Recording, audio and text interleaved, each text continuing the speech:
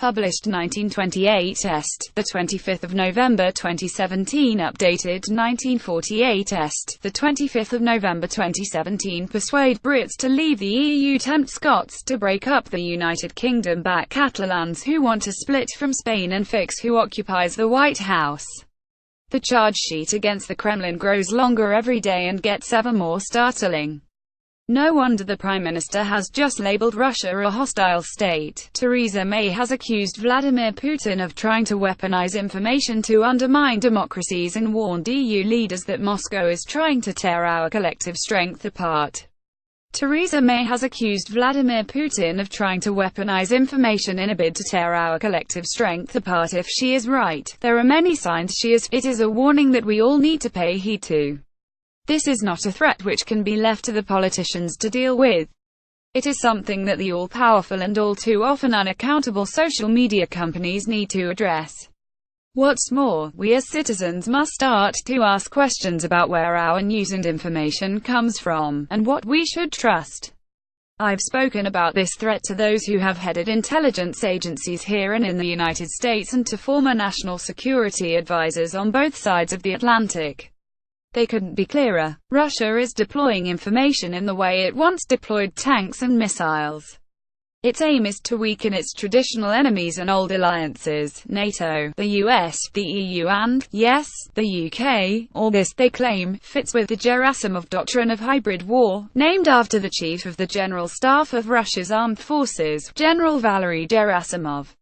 In an essay a few years ago, he wrote of blurring the lines between the states of war and peace and using long-distance, contactless actions against the enemy, including informational actions, devices, and means that are constantly being perfected. Why should Russia do this? One answer is her leaders have long believed that they are under assault from the West. Another is because with an economy less than a tenth of the size of America, China or the EU, Moscow calculates it is the most efficient and effective way to flex its muscles. Russia spreads fake news via fake social media accounts and using fake amplifiers, cyber the systems that repeat and effectively turn up the volume of those messages. This is not about pushing particular brands of ideology, it's about affecting your everyday life. The aim is to spread division and discord, which is why Russian Twitter accounts kept tweeting about Brexit long after the result was in. It explains why accounts run from a Kremlin-linked operation tried to stir up anti-Islamic feeling during the Westminster Bridge terror attack in March in a bogus post claiming a Muslim woman ignored victims. Now, I've learned, there are concerns that Russia is even fueling anti-vaccine campaigns on social media. What, you may wonder, would be the propaganda value of spreading concern about giving your child a measles jab? The answer, according to those I've spoken to, is to encourage the view that the authorities cannot be trusted. It's an attempt to undermine faith in the institutions that we used to trust. So let's be clear, this isn't just about politics or global power plays, it's something that can affect us all, even if news and politics bore us rigid. It can affect the way we live our lives day to day. To this end, it spreads fake news via fake social media accounts and using fake amplifiers, cyber systems that repeat and effectively turn up the volume of those messages. There is now irrefutable evidence Russia interfered in the US presidential election, unless, like Donald Trump, you are prepared to take Putin's word he did no such thing. Facebook, which initially derided the suggestion it had carried Russian paid-for propaganda, has since admitted that 126 million Facebook users in the US were exposed to Russian-created political content.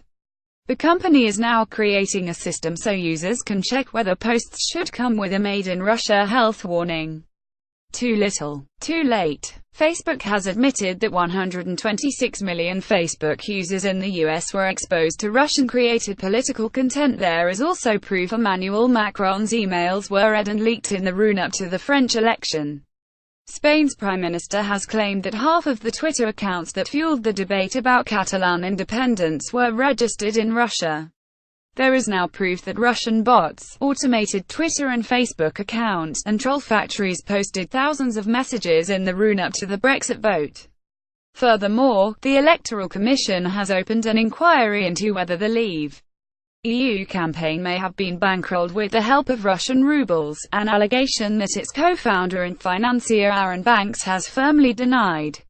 So, was it the Kremlin what won it so far? There is no firm evidence the Kremlin tried to, let alone succeeded, in bringing about Brexit.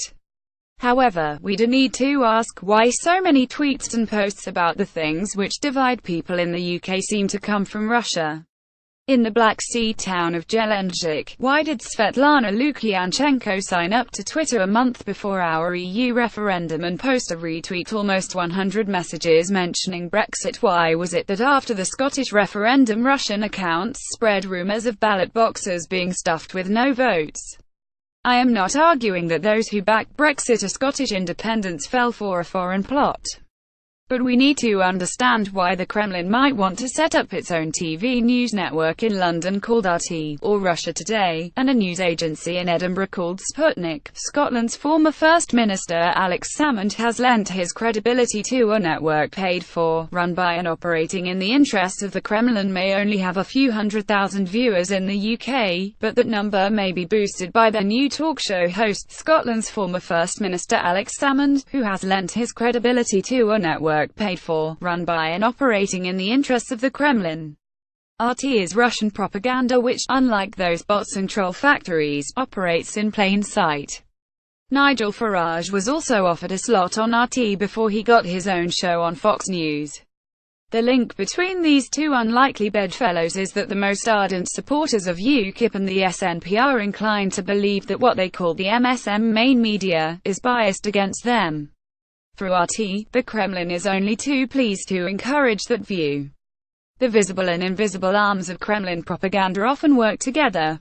Soon after Malaysia Airlines flight MH17 was shot down over eastern Ukraine, killing 298 people, a fake tweet from a non-existent Spanish air traffic controller claimed it had been downed by a Ukrainian fighter jet. The post was retweeted by others and picked up by and promoted by RT. We now live in an age where a large proportion of people get their news from social media, and like or share what they read. News is, as a result, increasingly being reduced to a three-letter word, OMG, lol, WTF. If you can game the algorithms, it is all too easy to manipulate the emotions of a large part of the population. That's why we all need to wise up to what is going on, a state-sponsored effort to into our national conversation. It's why politicians, social media companies and we as citizens should do more to protect our democracy and freedoms.